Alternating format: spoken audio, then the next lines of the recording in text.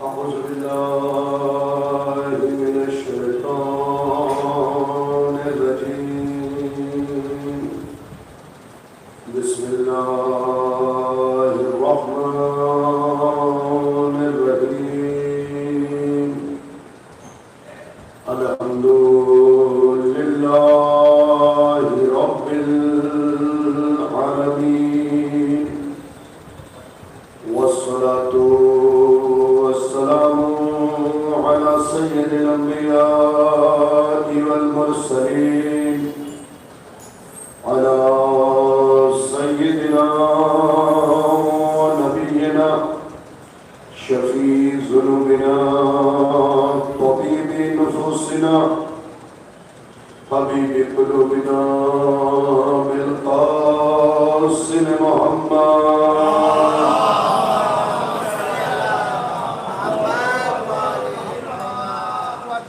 وآله الطيبين الطاهرين المعصومين المظلومين ولعنة الله على أعدائهم أجمعين غاسلي حقوقهم ومنكري فضائلهم ومناقبهم وعطشهم أما بعد فقد قال محمد بن عبد الله عليه السلام بسم الله الرحمن الرحيم إن الموت كفارة لذنوب المؤمن صلوات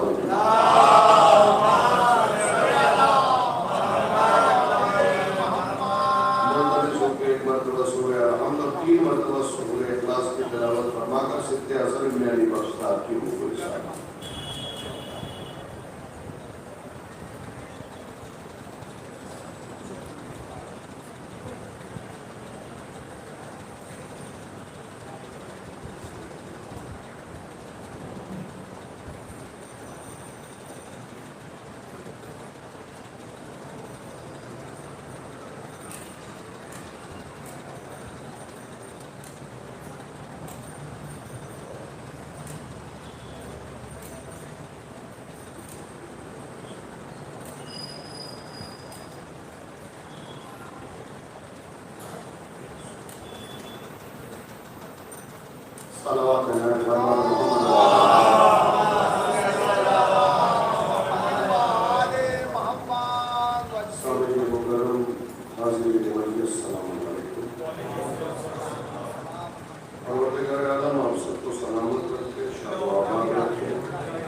جس مرحوم کے سارے ثواب کے لیے مجلس منعقد کی گئی اسے دعائے معصوم میں جگہ ہدایت فرمائے اور تمامی مرحومین جو ہمارے درمیان سے گزر گئے ہیں ان سب کو جوائے معصومین میں مقرر کرے زندوں کو پروردگار عالم قلب سلیم عطا کرے اور سکون عطا کرے ہم سب کے قلوب کو پروردگار عالم حسد بغض اور کینے سے پاک کرے ہم سب کو پروردگار عالم ولائے آل محمد علیہ السلام سے متمسک رکھے اور دنیا و آخرت میں ہم سب کے ساتھ کے جناب سیدہ سلام اللہ علیہ کا سایہ برقرار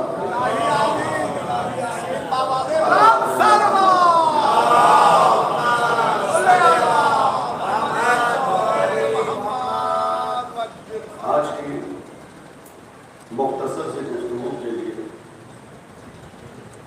محمد عربی کی زبان سے ادا شدہ کلمات کی تلاوت کا شرف حاصل کیا ہے اگر آپ نے اس حدیث کے ترجمے پہ غور کر لیا تو آپ کو پتہ چلے گا کہ موت ہمارے لیے زحمت نہیں نعمت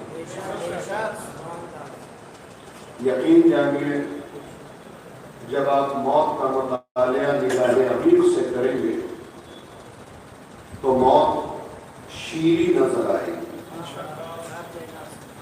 بس موت میں مٹھاس بھرنے کے لیے شرط ایک ہے دل میں مودت حسین میں چند معلومات آپ کی خدمت میں بالکل نئے جس کا مطالعہ ابھی چند دن پہلے ہی میں نے کیا ایام عزائے فاطمیہ کے دوران وہ چند معلومات آپ کی خدمت میں پیش کرتا ہوں۔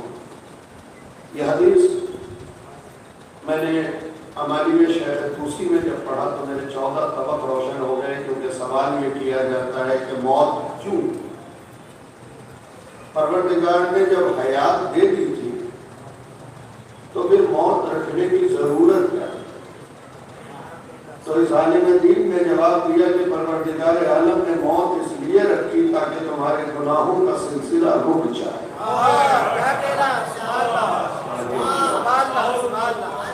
تاکہ تمہاری برائیوں کا سلسلہ رک جائے، تاکہ تمہارے حسد کا سلسلہ رک جائے، تاکہ تمہارے بغض کا سلسلہ رک جائے، تاکہ تمہارے کینے کا سلسلہ رک جائے، تاکہ تمہارے جلن کا سلسلہ رک جائے، تاکہ تمہاری غیبت کا سلسلہ رک جائے، تاکہ تمہارے پڑوسیوں کے حق دبا لینے کا سلسلہ رک جائے، تاکہ رشتہ داروں کے ظلم کا سلسلہ جو ہے وہ رک جائے، تاکہ سماجی برائیاں رک جائیں۔ تو سوال یہ پیدا ہوتا ہے کہ شاہد رضوی آپ نے کتاب کے حوالے سے یہ پڑھ تو دیا کہ برائیوں کا سلسلہ رک جائے، حسد کا سلسلہ رک جائے، غیبت کا سلسلہ رک جائے، کینے کا سلسلہ رک جائے، سماجی برائیوں کا سلسلہ رک جائے، تو نیکیوں کا بھی تو سلسلہ رک جاتا ہے۔ نہیں، نیکیوں کا سلسلہ خدا نے رکنے نہیں دیا۔ آج توجہ کیا ہوتا، برائیوں کا سلسلہ ضرور رکا لیکن نیکیوں کا سلسلہ خدا نے رکنے نہیں دیا۔ کیا کوئی دلیل تو دو؟ کیا دلیل یہ ہے کہ جب بھی ہمارا کوئی مرنے والا قبر میں آرام کرنے کے لیے جاتا ہے تو اس کے ہاتھ میں خاک شفا کی تسبیح دے دی جاتی ہے، اور خاک شفا کی تسبیح کا خاصہ یہ ہے کہ جہاں پہ بندہ مومن پڑھتے پڑھتے رک جاتا ہے وہاں سے تسبیح خود ذکر کرنا شروع کر دے گا۔ کیا دوسرا طریقہ کیا ہے؟ کہ زندگی میں کوئی ثواب جاریہ کر جاؤ، تم چلے بھی جاؤ گے تو نیکیوں کا سلسلہ جاری رہے گا۔ اس میں بہترین ثواب جاریہ پانی کا پلانا یا کسی ایسی چیز کا نصب کر دینا جس سے لوگ سیراب۔ پانی پلانے کا ثواب فرشتے لکھ نہیں پاتے، آج توجہ کیا آپ نے، فرشتے لکھ نہیں پاتے، بلکہ چوتھے ماہ جب بھی دسترخوان پہ بیٹھتے تھے تو پانی کا مطالبہ اپنی ماں سے کرتے تھے۔ ایک دن کنیز نے پوچھ لیا، مولا آپ خود پانی کیوں نہیں پی لیتے، مجھ سے مانگ کے کیوں نہیں پیتے، یہ اپنی ماں سے ہی مطالبہ کیوں کرتے ہیں؟ تو آپ نے فرمایا میں نہیں چاہتا کہ اس عظیم ثواب میں کوئی اور شریک ہو جائے۔ ایک سوالات بھیجے محمد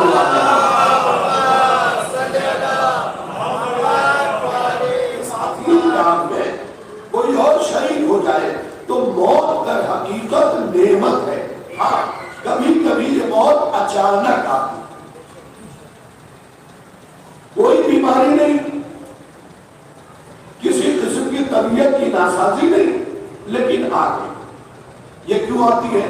جب میں اس کی طرف پڑھا اور میں نے مطالعہ کرنا شروع کیا موت پہ لکھی گئی کتابوں کا، تو مجھے ایک فکرہ اس سلسلے سے بھی ملا۔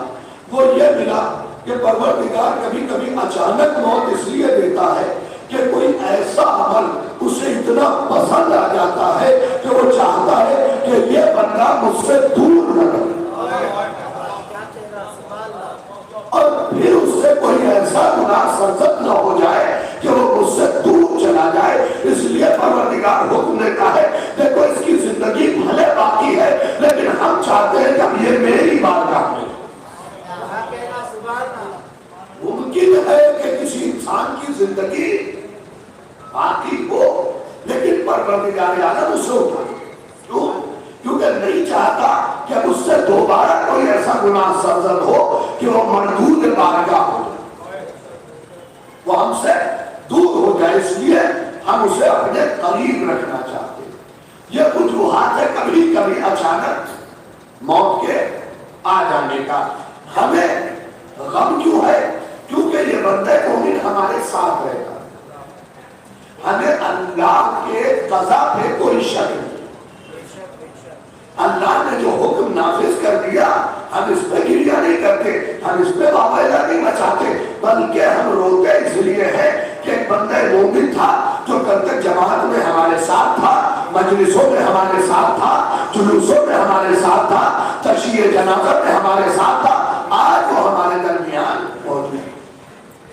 اس کی نیکیوں کو یاد کر کے ہم گریا کرتے ہیں، روتے ہیں۔ جو حدیث میں نے پڑھی اس کا خلاصہ کیا ہے؟ رسول اسلام فرماتے ہیں کہ ان الموت کفارۃ لذنوب المؤمنین۔ سنیے کا ترجمہ، طبیعت خوش ہو جائے گی۔ رسول سے پوچھا گیا رسول یہ موت ہے کیا؟ تو آپ نے فرمایا ان الموت، بے شک موت، کفارۃ لذنوب المؤمن، مومن کے گناہوں کا کفارہ، مومن کے گناہوں کا کفارہ ہے۔ جیسے دنیا میں بخار کا آنا یہ در حقیقت سے بیماری نہیں ہے، بلکہ معصوم فرماتے ہیں کہ اگر تمہارے اوپر بخار آیا ہے، ایک دن رہا تو اتنے گناہ، 2 دن رہا تو اتنے گناہ، اور 3 دن اگر اس کا قیام تمہارے وجود میں رہ گیا اور بدن میں درد وارد ہوا تو 3 دن کے بعد تمہیں خدا گناہوں سے پاک کر دے۔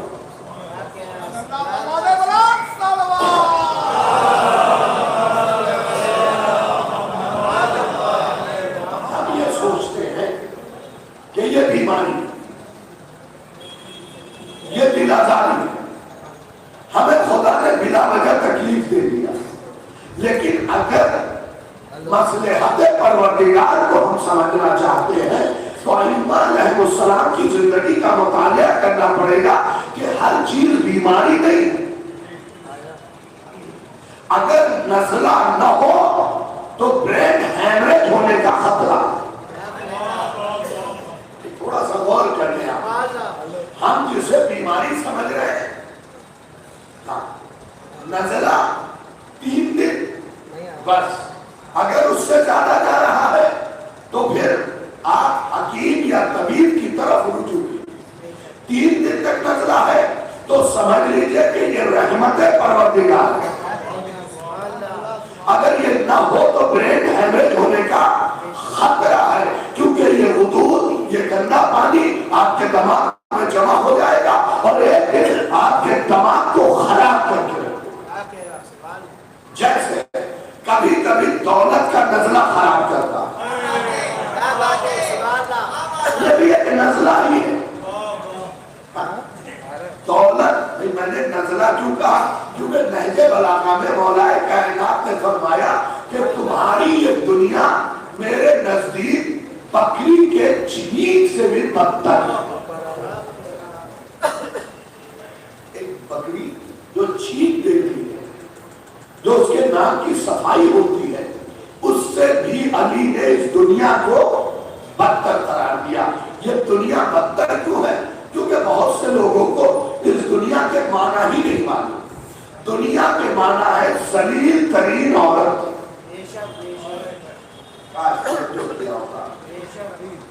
ادنا ذلیل ترین مرد، اور ادنا کی تانیث ہے دنیا۔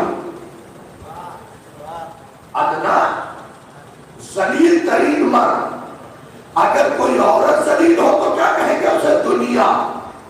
اب میں فقرہ پیش کر رہا ہوں، دنیا کے معنی کیا ہے؟ ذلیل ترین عورت۔ اسی لیے تو علی نے 3 بار طلاق دیا، کیونکہ علی کے ہاتھ ذلیل کی کوئی جگہ نہیں ہے۔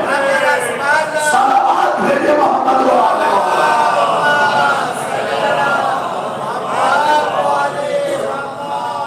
علی نے 3 بار طلاق دیا۔ 3 بار طلاق دینے کے بعد رجوع کے امکانات ختم ہو جاتے ہیں۔ شاید یہی وجہ تھی کہ جب فقیر شام کے دربار میں میرے مولا حسن کو بلایا گیا اور دولت پیش کی گئی، صلوات بھیجو محمد و آلہ، دولت پیش کی گئی تو امام حسن نے دولت کو ٹھکرا دیا۔ فقیر شام نے پوچھا کہ یہ آپ کا کیا اصول ہے؟ نہ آپ کے باپ دنیا کی طرف مائل ہوئے نہ آپ دنیا کی طرف مائل ہوئے۔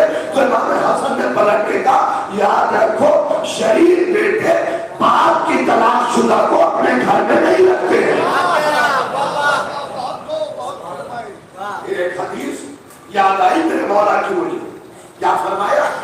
الدنیا جیفت طالبھا کلاب، دنیا مردار کی طرح ہے اور اس کا طلب کرنے والا کتے کی طرح ہے۔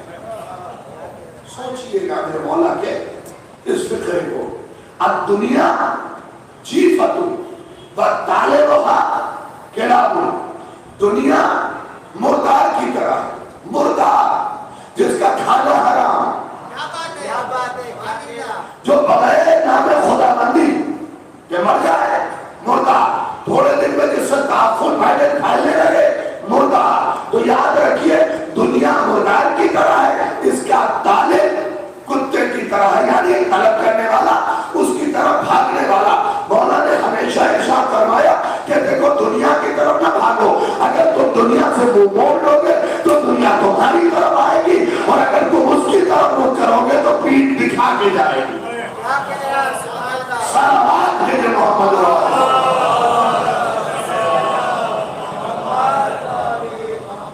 لیکن ہمارے معاشرے میں، ہماری زندگانی میں ہوتا کیا ہے؟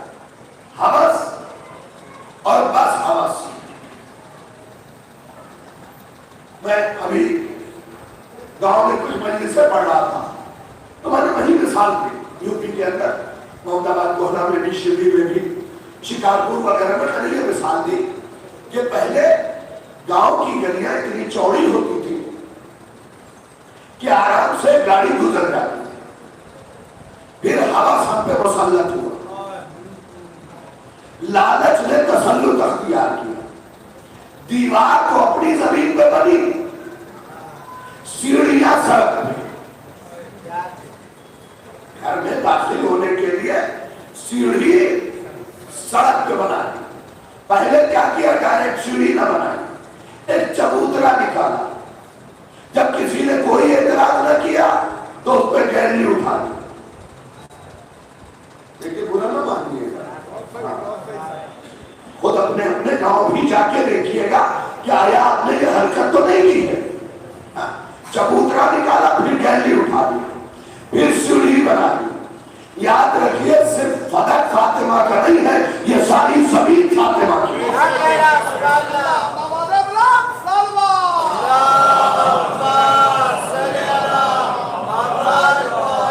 صرف فدق فاطمہ کا نہیں ہے، یہ کل زمین سیدہ کی۔ اگر آپ ان زمینوں پہ بھی قبضہ کر رہے ہیں تو آپ غاصب حق سیدہ کہلائیں گے۔ ایک اینٹ کی جگہ کیوں نہیں آپ نے قبضہ کیا؟ لیکن ہمارے معاشرے میں کیا ہے؟ ایک اینٹ رکھا پھر دوسری اینٹ۔ ممبئی میں مثال دوں تو کھولی وغیرہ میں پہلے باہر ایک ٹب رکھا جاتا ہے، جب کسی نے کوئی اعتراض نہ کیا تو ٹب کے نیچے پلاسٹر کر کے پکا بنا دیا جاتا ہے، پھر اتنا حصہ کر دیں۔ یاد رکھیے چاہے جتنا قبضہ کر لیجیے قبر ہائٹ کے برابر ہی ملے گی، اگر اس سے زیادہ مل جائے تو مجھے بتا دیجیے، اور ممبئی میں تو اور چھوٹی ملتی ہے۔ جب میں گاؤں کی بات کر رہا ہوں جہاں ہائٹ کے برابر کی خبر بنتی ہے، بمبئی میں تو اتنی چھوٹی بنتی ہے کہ بکسے میں لیٹے رہے، اس بکسے میں لیٹنے کے لیے آپ اتنے امور انجام دے رہے ہیں کہ قبضے پہ قبضہ کیے جا رہے ہیں۔ یاد رکھیے ساری زمینیں جناب سیدہ کی، صرف فدق کا چور محشر میں نہیں مار کھائے گا، بلکہ ہر وہ چور محشر میں مار کھائے گا جس نے زمین پہ ناجائز قبضہ کیا۔ ایک صلوات میرے محمد و آلہ۔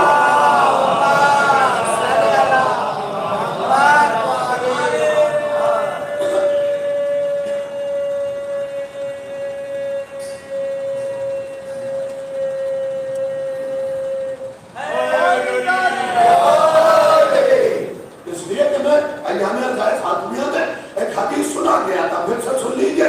رسول اللہ فرماتے یا علی ان اللہ عز وجل زوجک فاطمہ جعل صداقہ الارض ومن مشاء علیہ مبغضا لک مشاء حرما، اے علی فاطمہ کے ساتھ آپ کی شادی اللہ نے کروائی اور نہر میں یہ ساری زمین دے دی، ومن مشاء علیہ مبغضا لک مشاء حرما، تو جس کے دل میں بھی بغض فاطمہ ہے اس کا زمین پہ چلنا حرام ہے۔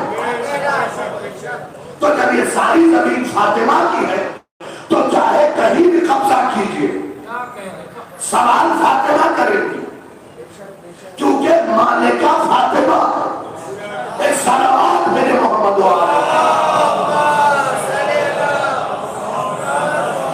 لہذا 60-70 سال کی زندگی کے لیے اپنی آخرت تباہ نہ کیجیے۔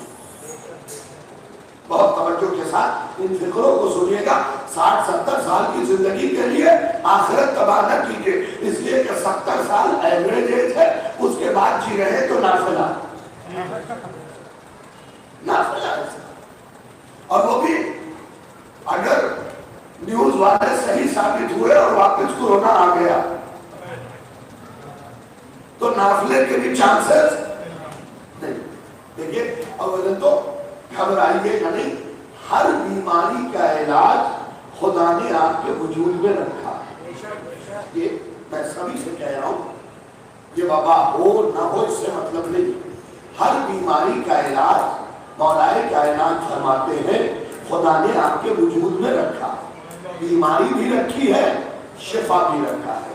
اب یہ آپ کے اوپر ہے کہ آپ اپنی بیماری کو جگاتے ہیں یا شفا یابی کو جگاتے ہیں۔ یاد رکھیے کوئی بھی بیماری اس وقت تک آپ پہ اٹیک نہیں کرتی جب تک آپ کا ڈیفینس کمزور نہ ہو، اور ڈیفینس کا تعلق ہے دماغ سے، ڈیفینس کا تعلق ہے دماغ سے۔ کیوں؟ وہ تجربہ آپ بھول گئے جب ایک بندے کے آنکھ پہ پٹی باندھی گئی اور ایک پن اس کے بدن میں چھپو دی گئی اور اس سے یہ کہا گیا کہ تجھے سانپ نے کاٹ لیا، تھوڑی دیر بعد وہ بندہ مر گیا۔ جب اس کے بدن کا اینالیسس کیا گیا تو اس کے بدن میں سانپ کا زہر موجود تھا۔ اس کا مطلب آپ کے وجود میں پروردگار عالم نے وہ سافٹ ویئر رکھا کہ آپ اسے ایکٹیو کریں گے تو وہ چیز وجود میں آ جائے۔ خدا نے دیکھیے یہ قدرت کا کرشمہ ہے، خدا نے ہر سافٹ ویئر بندے کے دماغ میں رکھا، ہر سافٹ ویئر۔ میں مثال دوں آپ کو، یہی گوڈا آپ جانتے ہوں گے، ایک ٹرک ڈرائیور کا ایکسیڈنٹ ہوا، یہ مشہور زمانہ واقعہ ہے، پیپرز میں آیا تھا، ایکسیڈنٹ ہوا، کیرل سائیڈ کا ڈرائیور تھا، ایکسیڈنٹ ہوا، سر میں شدید چوٹ لگی، علاج کیا گیا، جب ٹھیک ہوا تو وہ ساری زبان بولنا بھول چکا تھا اور فرینچ زبان بول رہا تھا، اسپینش زبان بول رہا تھا، الگ الگ زبانیں۔ تو بعد میں جب ڈاکٹر نے باہر بھیجا گیا، وہاں انالیسس کیا گیا تو پتا چلا کہ اس کا پچھلا سافٹ ویئر ڈی ایکٹیویٹ ہو گیا اور نیا سافٹ ویئر ایکٹیویٹ ہو گیا۔ اس کا مطلب چیزیں سب ہیں۔ اب آپ کے اوپر ہے کہ آپ ایکٹیو کسے رکھتے ہیں۔ آپ کے اندر نیکی کا بھی سافٹ ویئر ہے اور برائی کا بھی سافٹ ویئر ہے۔ اب یہ آپ کے اوپر ہے کہ نیکی کا سافٹ ویئر ایکٹیو رکھتے ہیں علی کو مانتے ہوئے،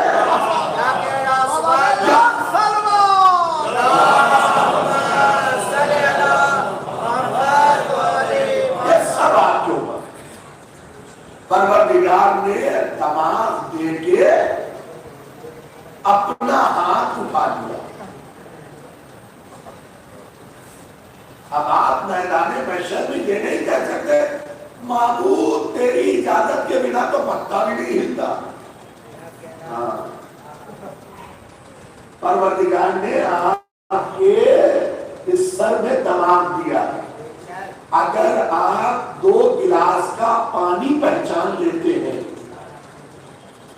کہ یہ پانی زیادہ اچھا ہے یہ خراب ہے، اور پھر کہیں کہ مولانا ہم سے گناہ غلطی سے ہو گیا، تو اس کا مطلب آپ مولوی سے بھی جھوٹ بول رہے ہیں، خدا سے بھی جھوٹ بول رہے ہیں۔ اس لیے کہ یہ دماغ دیکھے خدا نے اپنا ہاتھ اٹھا دیا ہے۔ اچھا جو دیوانے ہیں ان کا کیا ہوگا وہ بھی سن لیجیے۔ میدان محشر میں پروردگار عالم دیوانوں کے دماغ کو اچھا کر دے، سن لیجیے توجہ کے ساتھ، دیوانوں کے دماغ کو اچھا کر دے گا، اور اچھا کرنے کے بعد حکم دے گا تم سارے جہنم میں جاؤ، تم سارے جہنم میں چلے جاؤ۔ اب اسے چاہے لہجے کے اعتبار سے لے لیجیے، تم سارے جہنم میں چلے جاؤ، تو جو جہنم کی طرف قدم بڑھائیں گے خدا آواز دے گا ان سب کو روکو، یہ جنتی ہے، اور جو اڑے رہ جائیں گے خدا کہے گا جہنم میں ڈال دو، کیونکہ جو براہ راست میرا حکم نہیں مان رہا ہے۔ صلوات بھیجنا محمد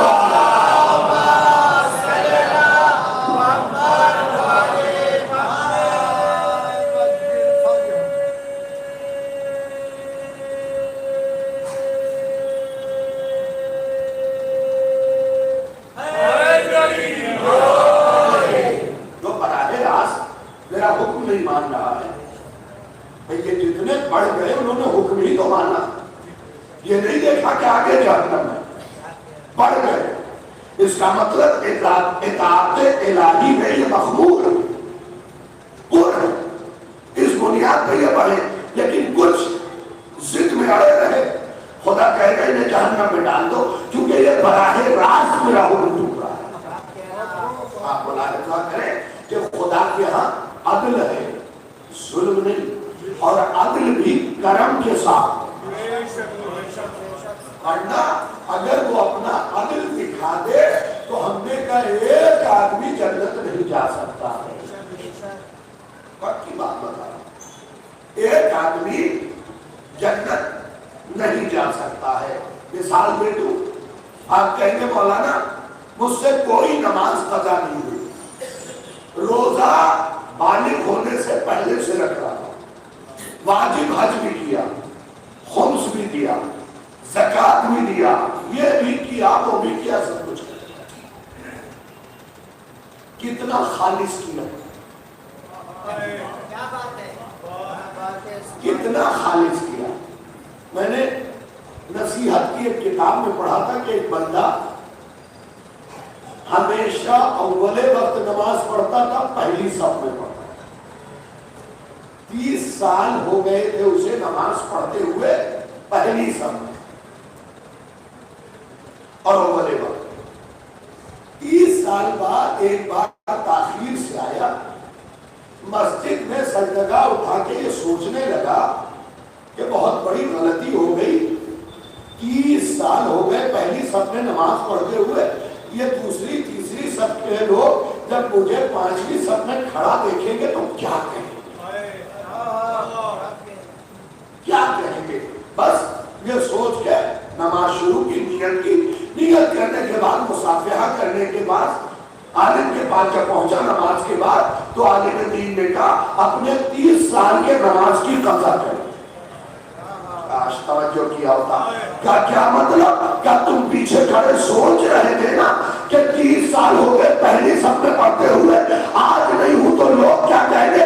اس کا مطلب تم نے 30 سال نماز پہلی صف میں خدا کے لیے نہیں بندوں کے لیے پڑھی تھی۔ صلوات بھیجے محمد و آل محمد۔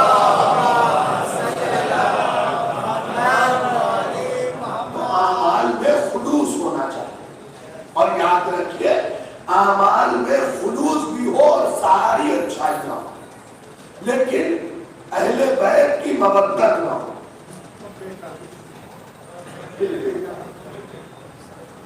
بنا اہل بیت کی مودت کے اور ان کے دشمن سے بغض کے بنا آپ کی تمام اعمال ایسے ہی ہیں جیسے چھت پہ اڑتی پتنگ،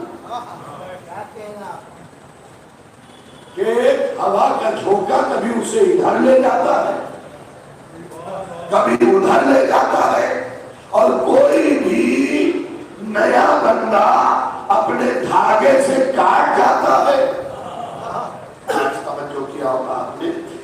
یاد رکھیے عمل خالص ہو.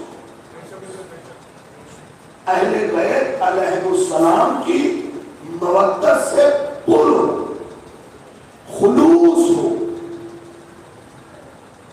اور ایک چیز اور ہے جس سے ہر انسان کو بچنا چاہیے، وہ دو چہرہ.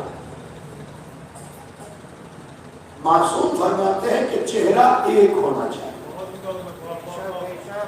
یہ نہ دیکھیے وہ سیاہ ہے، سفید ہے، گورا ہے، کالا ہے، سانولا ہے، گندمی ہے. چہرہ ایک ہو. ایک چہرے سے کیا مراد ہے؟ بھائی آپ کے سامنے بھی دوست ہو اور پیچھے بھی دوست ہو. یہ نہیں کہ منہ پہ ارے سبحان اللہ آپ کا جواب نہیں اور پیٹھ پیچھے برائی کرتا ہے. اللہ ایسے دو چہرے والے کو میدان محشر میں زبانوں میں لوہا ڈال کے کھچوائے گا. سب کو بدن کے بل منہ جہنم میں ڈالے گا اور اسے سر کے بل ڈالے گا. ایک تانبے کی پتیلی ہوگی جس میں ابلا ہوا لوہا ہوگا اور اس کے پورے سر کو اس میں ڈال دیا گیا. ریزہ ریزہ الگ ہو جائے گا، پھر نکالے گا خدا، پھر چہرہ دے گا. لوگ پوچھیں کہ یہ ہے کون؟ آواز قدرت آئے گی، اسے تم پہچان ہی نہیں سکتے. معبود کوئی ایسا بندہ ہی نہیں تیرا جسے پہچان ہی نہ سکے. آواز قدرت آئے گی، اس کا چہرہ ہی دو تھا. اس کا چہرہ ہی دو تھا. بس سمجھ گئی بات؟ اس کا چہرہ ہی دو تھا. 35 منٹ سے اوپر میں گزر چکا ہوں اور علاقے میں وقت کا پورا خیال. اس کا چہرہ ہی دو تھا. تو ایسے لوگوں کی میدان محشر میں بھی کوئی آئیڈینٹی نہیں ہوگی، کوئی پہچان ہی نہیں پائے گا.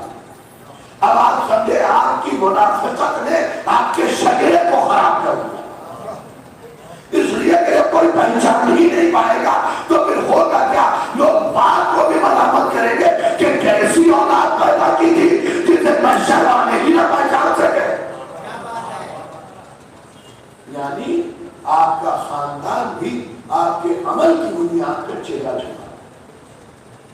یہ منافقت تو بندوں کے ساتھ ہے.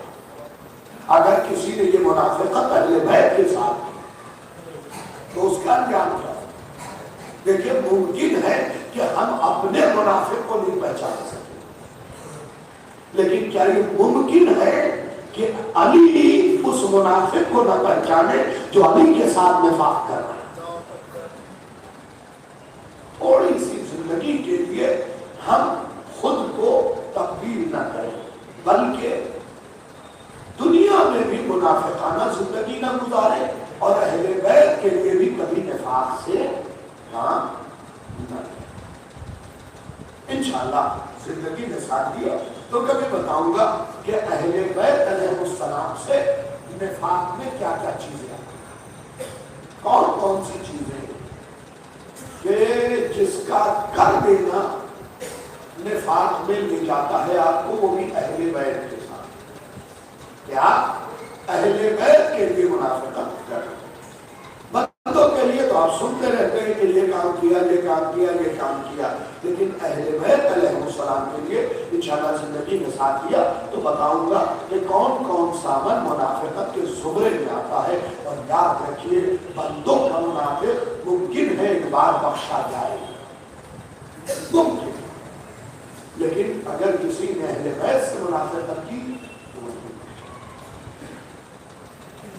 نہ اس کی شفاعت ہوگی، نہ قبر میں سکون سے رہے گا. اپنی تیاریاں کیجئے، اپنے اعمال کو تبدیل کیجئے.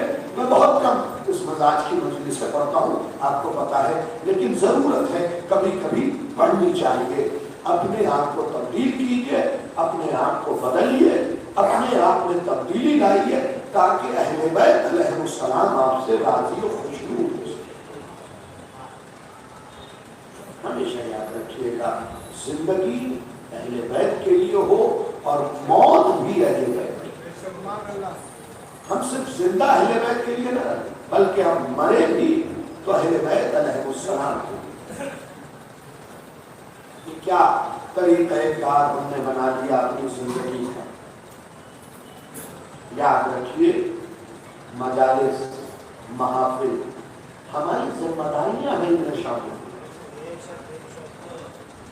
صرف ایک مولوی خطیب عالم کے لیے ضروری نہیں کہ وہ آپ کو سمجھائے، بلکہ آپ کے لیے بھی ضروری ہے کہ آپ اوروں کو سمجھائیں۔ مجلسوں میں شامل نہ ہونا، محافل میں نہ آنا۔ جو بزرگان ہیں وہ جانتے ہیں کہ میرا روڈ کا اپنا کیا مزاج ہے اور آج ہم کس جگہ پہ کھڑے ہیں۔ ہم دو چیزوں سے پہچانے جاتے تھے میرا روڈ کے باسی، الگ الگ جگہوں کے ہیں لیکن گلدستہ تو ایک ہی ہے۔ کوئی جونپور کا، کوئی اعظم گڑھ کا، کوئی گونڈہ کا، کوئی بنارس کا، کوئی لکھنؤ کا، کوئی بارہ بنکی کا، کوئی فیض آباد کا، کوئی اکبر پور کا، لیکن اگر میرا روڈ میں رہ رہے ہیں تو ہم الگ الگ گلشن سے چنے ہوئے گلاب ہیں جسے گلدستہ نہیں بنائے۔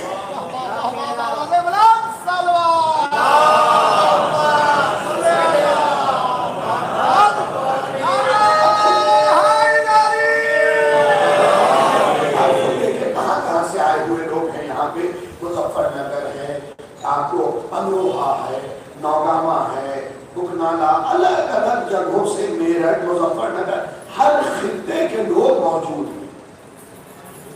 اس کا مطلب الگ الگ گلابوں کا انتخاب کیا گیا اور پھر ایک گلدستہ بنایا۔ اگر وہ گلدستہ بکھر جائے تو گلدستہ نہ رہے۔ خدا کا شکر ادا کیجیے کہ یہاں پہ ابھی تک یہ چیز نہیں آئی ہے کہ یہ آزمی کا پروگرام ہے، یہ فیض آبادیوں کا پروگرام ہے، یہ لکھنوی لوگوں کا پروگرام ہے۔ ابھی تک ہم سارے پروگرام ایک ساتھ کرتے آئے ہیں، تو تھوڑا سا مل کے، تھوڑا سا متحد ہو کے اپنے آپ کو لفظ شیعہ سے پہچانا، علاقائی تعصب میں نہ پڑے کہ یہ اس علاقے کے لیے اس علاقے کے۔ یاد رکھیے نہ محفل ہمارے باپ کی ہے نہ مجلس ہمارے باپ کی۔ محفل بھی اہل بیت کے گھرانے کی ہے، مجلس بھی اہل بیت کے گھرانے کی ہے۔ اور یہ بھی یاد رکھیے میں پڑھوں، حسن امام صاحب پڑھے، کوئی اور خطیب پڑھے، باہر سے آئے ہوئے مولوی پڑھے، یاد رکھیے گا ہمیشہ ہمیشہ یاد رکھیے گا ذکر سے دشمنی نہ ہو۔ ممکن ہے ذاکر خراب ہو سکتا ہے، ذکر اہل بیت خراب نہیں۔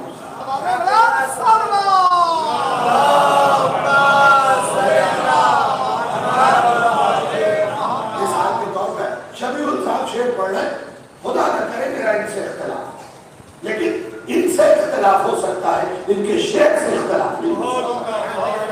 اس لیے کہ اگر شعر میری اپنی تعریف کر رہے ہیں تو میں ان کے چلا جاؤں گا، لیکن اگر علی کی کر رہے ہیں اور کوئی چلا گیا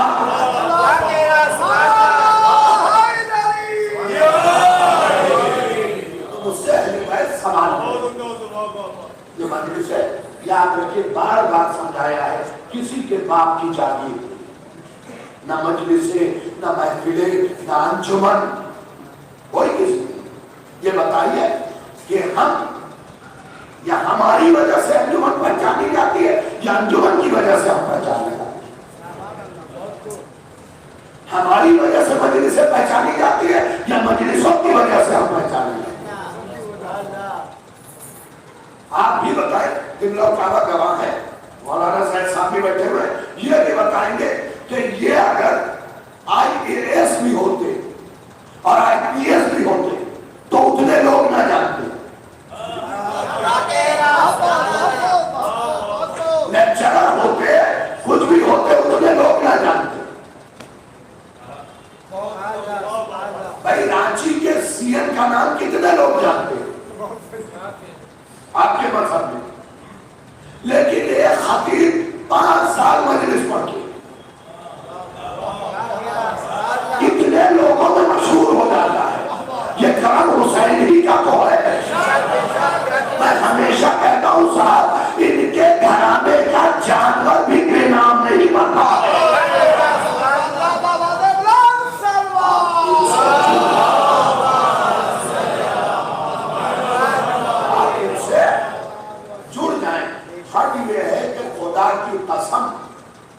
میں نے ان کے یہاں جو ڈنڈے عصا ہوتا تھا اس کا بھی نام دیکھا ہے کتاب میں. ابھی ہی رسول اسلام کے عصا کا نام میں نے پڑھا 4 دن پہلے.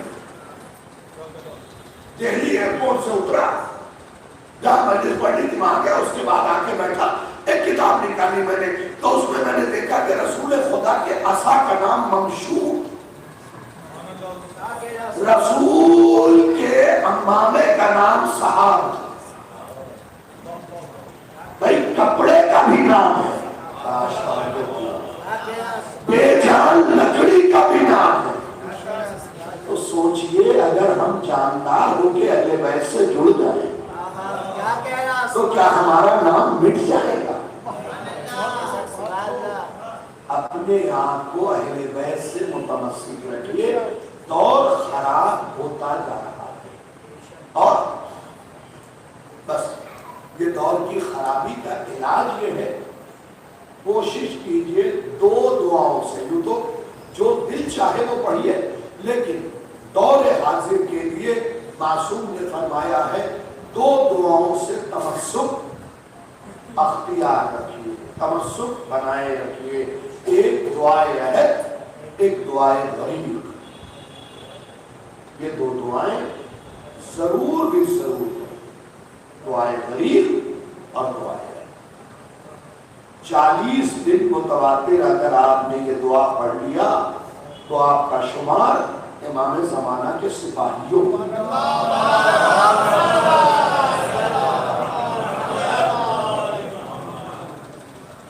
کیا الفاظ ہیں دعائے عہد کے. صرف عربی نہ پڑھیے گا, کبھی جا کے اس کا ترجمہ پڑھیے گا, تب آپ کو سمجھ میں آئے گا. یہ میرے اللہ, میری آنکھوں میں آخری امام کے دیدار کا سرما لگا. یہ آپ نے اس جملے کی بلاغت کو ملاحظہ ہی نہیں کیا. میری میرا روڈ میں پڑھی ہوئی ساری تقریریں کی ہوئی ایک طرف رکھ دیجئے, اور دعا کے اس جملے کی بلاغت کو ایک طرف رکھ دیجئے. کیا کہا؟ مجھے علماء سے توجہ اس مرحلے میں چاہیے, اور اپنے سامعین سے کیا کہا. میں نوجوانوں سے بھی توجہ چاہوں گا, جو پیچھے بیٹھے ہوں ان سے بھی توجہ چاہوں گا. کیا کہا؟ میری آنکھوں میں امام زمانہ کے دیدار کا سرما لگا دے. اس میں بلاغت کیا ہے پتا ہے, لگانے والے کو سرما نظر نہیں آتا, آج توجہ کیا ہوتا, لیکن ہر بندہ یہ دیکھ لیتا ہے کہ آنکھوں میں سرما لگا ہے. مطلب کیا ہے, میرے اللہ میرے امام کو میری آنکھوں میں ایسے بھر دے کہ دوسرے بھی میرے اندر آخری امام کی زیارت کریں.